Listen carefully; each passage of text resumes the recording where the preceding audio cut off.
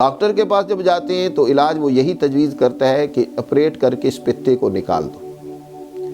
یاد رکھیں، قدرت نے یہاں کوئی چیز بھی بیکار اور فضول نہیں بنائی ہے۔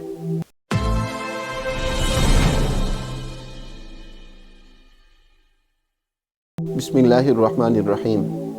معزز سامعین، ہم اپنے دوستوں کی خدمت میں گاہے بگائے انہیں پیش آنے والے صحت کے حوالے سے جو مسائل ہیں ان میں ہم اپنے دوستوں کی رہنمائی کرتے رہتے ہیں۔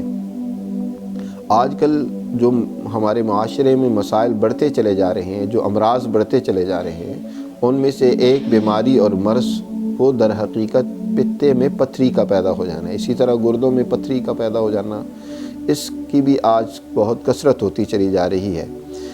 کثرت سے پیشنٹ آتے ہیں کلینک پر اور اس حوالے سے وہ پریشان بھی ہوتے ہیں۔ جب وہ ڈاکٹروں کے پاس جاتے ہیں تو ڈاکٹر تو انہیں آپریشن کا کہتے ہیں کہ اس کا حل سوائے آپریٹ کے اور کوئی نہیں ہے۔ ایک بات یاد رکھیں، اب یہاں چند چیزیں آپ دوستوں کو سمجھنی ہوگی۔ ایک تو اس کا غلط طریقہ علاج وہ بھی جاننا ضروری ہے، اور دوسرا جو اس سے بھی زیادہ جاننا ضروری ہے وہ یہ ہے کہ اس بیماری کا سبب کیا ہے، یعنی پتے میں پتھری بننے کی وجوہات اور اسباب کیا ہیں، تاکہ ان کا تدارک کیا جائے اور آئندہ اس قسم کی تکلیف کسی کو لاحق نہ ہو۔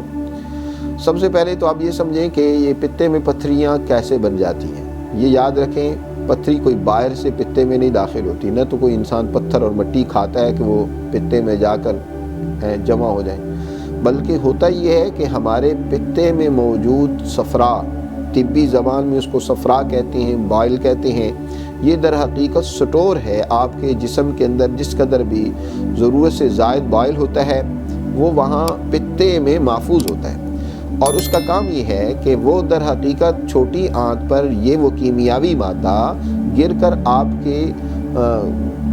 کے فیٹ کو، آپ کے روغنی اجزاء کو ہضم کرنے میں معاونت کرتا ہے۔ ظاہر ہے انسان کے لیے فیٹس اس طرح ضروری ہیں جس طرح کہ گاڑی کے لیے موبلائل ضروری ہوتا ہے۔ جب باڈی کے اندر فیٹس ضروری مقدار میں نہیں ہوتے تو پھر وہی اعضاء وہ اپنا کام کرنا چھوڑ دیتے ہیں۔ آج آپ دیکھتے ہیں کہ ہر دوسرا بندہ وہ قبض کا وہ پیشنٹ بنا ہوا ہے، اسی طرح جو ہے وہ کسی کو شوگر لاحق ہے، کسی کا بلڈ پریشر کا مسئلہ ہے۔ وجہ یہی ہے کہ جسم کے اندر مناسب آئل نہ ہونے کی وجہ سے سکیڑ واقع ہو جاتا ہے، ان اعضاء کا اپنا عمل سست ہو جاتا ہے، جس کی وجہ سے وہ مقصودہ کیمیاوی مادہ بھی تیار نہیں کر پاتے اور اپنے اس عمل کو بھی صحیح طریقے سے سر انجام نہیں دے پاتے۔ تو اس لیے فیٹ جو سب سے بہترین فیٹ تو دیسی گھی ہے، یا اسی طرح پھر جانوروں کی چربیاں، یہ بھی بہت بہترین فیٹس کے حاصل کرنے کا ذریعہ اور سبب ہے۔ تو بہر صورت ان کے ہضم کے لیے اللہ نے جو کیمیاوی مادہ رکھا ہے اس کو صفرا بولتے ہیں۔ وہ پتے سے چھوٹی آنت پر گرتا ہے اور وہاں وہ آپ کے روغنی اجزاء ہضم ہو جاتے ہیں، خون کا حصہ بن جاتے ہیں۔ تو جب ہوتا یہ ہے کہ آپ کثرت سے ایسی اشیاء استعمال کرتے ہیں جو مزاجاً خشک سرد ہو، ان کے اندر خشکی سردی بہت زیادہ پائی جاتی ہو، تو آپ کے جسم میں خون کے اندر بھی یہ کیفیت خشکی سردی کی بڑھنا شروع ہو جائے گی، اور اس کے نتیجے میں آپ کے اعضاء پر بھی خشکی سردی کا اثر غالب آنا شروع ہو جائے گا۔ نتیجہ یہ نکلے گا کہ ان میں سکیڑ پیدا ہو جائے گا۔ تو جب بھی آپ خشک سرد، مثال کے طور پر ہماری خواتین کو یہ مسئلہ اور عارضہ بہت کثرت سے آج کل پیش آ رہا ہے، ان کے پتوں میں پتھریاں بن رہی ہیں، کیونکہ وہ چاول بہت کثرت سے استعمال کرتی ہیں۔ چاول جو ہے نا سرد خشک مزاج کے حامل چیز ہے، یہ ہمارے اس خطے کے مناسب نہیں ہے۔ پہلی ہمارے خطے میں خشکی بہت زیادہ ہے، اور پھر لوگوں کے ہاں آئل تو ہے ہی کوئی نہیں، حرارت کی کمی ہے، بہت کم لوگ محنت اور جسمانی جو ہے ورک کرنے والے ہیں، زیادہ تر تو فارغ بیٹھنے والے یا میرے جیسے لوگ ہیں جو بیٹھ کر کام کرنے والے ہوں۔ تو یہ ہوتا ہے کہ جب آپ جسمانی ورک کم کرتے ہیں، اور اس کے ساتھ ساتھ یہ کہ ایسی غذا آپ زیادہ استعمال کرتے ہیں جو خشکی سردی کا باعث بن جاتا ہے، تو نتیجتاً آپ کے پتے میں موجود وہ کیمیاوی مادہ وہ بھی خشک ہونا شروع ہو جاتا ہے۔ جو وہ خشک ہوتا چلا جائے گا پتھری کی شکل بن جائے گی۔ جب اس کا اخراج نہیں ہوگا، بائل کو وہاں سے خارج ہونا چاہیے، لیکن جب وہ خارج نہیں ہوگا وہیں رکا رہے گا، پتے کا اپنا عمل بھی سست ہو جائے گا، تو اس کے نتیجے میں پتھریاں بن جائیں گی، اس میں سکیڑ پیدا ہو جائے گا، خون کا دوران وہاں وہ پوری طرح نہیں ہو پائے گا، تو اس کا عمل سست ہونے کی وجہ سے پتھریاں بن جائیں گی۔ اب ان کا علاج، اچھا اب اس کے دوسرا جو علاج بعد میں بتاتے ہیں، لیکن دوسرا اس کا طریقہ علاج جو غلط ہمارے ہاں کیا جاتا ہے اس حوالے سے بھی سمجھ لیں کہ عام طور پر ڈاکٹروں کے پاس اس کا علاج نہ ہونے کی وجہ سے، کیونکہ پیشنٹ کہ جب وہ پتے میں پتھریاں بننا شروع ہو جاتی ہیں تو آہستہ آہستہ پتے میں سوزش ہو جاتی ہے، اور وہ پتھریاں جو ہیں وہ تکلیف دینے کا باعث بنتی ہیں، درد ہوتی ہے شدید قسم کی۔ علامات میں سے یہ ہوتا ہے کہ مثلا اس کو الٹی بہت، اس درد کے بعد الٹی بہت زیادہ آتی ہے، قے اس کی نہیں رکتی، اور بہت زیادہ شدت کی درد ہوتی ہے، ناقابل برداشت، بعض اوقات تو پین کلر کھانے کے باوجود بھی درد نہیں جاتا۔ تو عزیز دوستو، اس کا ڈاکٹر کے پاس جب جاتے ہیں تو علاج وہ یہی تجویز کرتا ہے کہ آپریٹ کر کے اس پتے کو نکال دو۔ یاد رکھیں، قدرت نے یہاں کوئی چیز بھی بیکار اور فضول نہیں بنائی ہے۔ پتا ایک آپ کے جسم کا بہت ہی اہم عضو ہے جس کا ایک خاص مقصد ہے، اس مقصد کے تحت اللہ نے اس کو خلق کیا۔ اس کو نکالنے سے کبھی انسان صحت مند نہیں ہو سکتا۔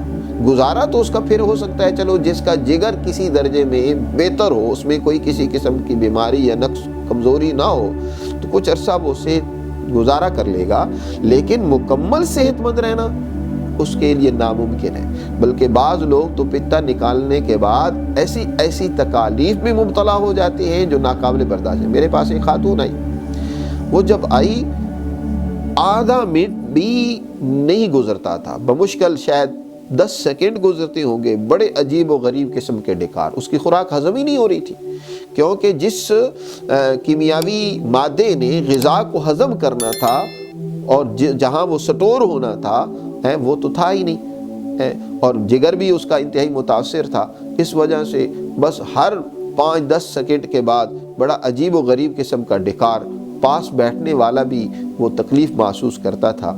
الحمدللہ پھر اس کا علاج کیا، وہ بہتر ہو گئی، ٹھیک ہو گئی، لیکن میرے عزیز دوستو، اس کا علاج اس کو نکالنا نہیں ہے، کبھی بھی غلطی نہیں کرنی چاہیے، اس کا صحیح علاج کرنے کی کوشش کریں۔ پتھریاں نکل جاتی ہیں، جیسے پتھریاں بنی ہیں ویسی وہ نکلیں گی، ایسا نہیں ہے۔ اب یہاں ڈاکٹر کہتے ہیں، لوگ کہتے ہیں کہ جی پتھری کے نکلنے کا تو راستہ ہی کوئی نہیں ہے، کہاں سے نکلے گی؟ بات یہ ہے کہ بنی کیسے، داخل کیسے ہوئی ہے؟ بنی وہاں وہی بائل، وہ آہستہ آہستہ منجمد ہو کر پتھری کی شکل بن گیا۔ آپ اسی طرح وہاں خون کی گردش کو بڑھا دیں، وہاں حرارت پیدا کر کے ان کو پگھلا دیں، اور تو جو راستہ بائل کے نکلنے کا ہے اسی راستے سے جب وہ پگھل جائیں گی تو وہ نکل جائیں گی، خارج ہو جائیں گی، اور انشاءاللہ آپ کی تکلیف دور ہو جائے گی۔ تو اب آئیے ہم اس کے لیے ایک نسخہ آپ کو دیتے ہیں، بہت کمال کا ہے۔ البتہ یہ ہے کہ تکلیف اور عمر کی نوعیت سے کسی کو جلد فیتہ ہو جاتا ہے اور کسی کو زیادہ عرصہ اس کو استعمال کرنا پڑے گا۔ آپ نے کیا کرنا ہے، سنڈ، کالی مرچ، نوشادر، یہ آپ نے لے لینی ہے 20-20 گرام، اور سنا مکی آپ نے لے لینی ہے 80 گرام، اور ان سب کا سنا مکی جب آپ لیں تو اس کے تنکے صاف کر لیں، صرف پتے اس کے لینے ہیں۔ یہ 4 چیزیں آپ نے لینی ہیں، کالی مرچ، سنڈ، نوشادر اور سنا مکی، باقی 20-20 گرام لے لیں، اور سنا مکی 80 گرام لے لیں۔ ان کا باریک صفوف بنا لیں اور فل سائز کے کیپسول بھر لیں، یا ویسے ہی آپ چمچ کا چوتھا حصہ صبح، دوپہر، شام نیم گرم پانی کے ساتھ، اس میں اگر میٹھا سوڈا جو ہے وہ بھی چٹکی بھر ڈال لیں تو بہت اچھا ہے، اس کے ساتھ آپ لیں، صبح دوپہر شام لیں، انشاءاللہ اللہ کے فضل سے آپ کو اس تکلیف سے چھٹکارا ملے گا۔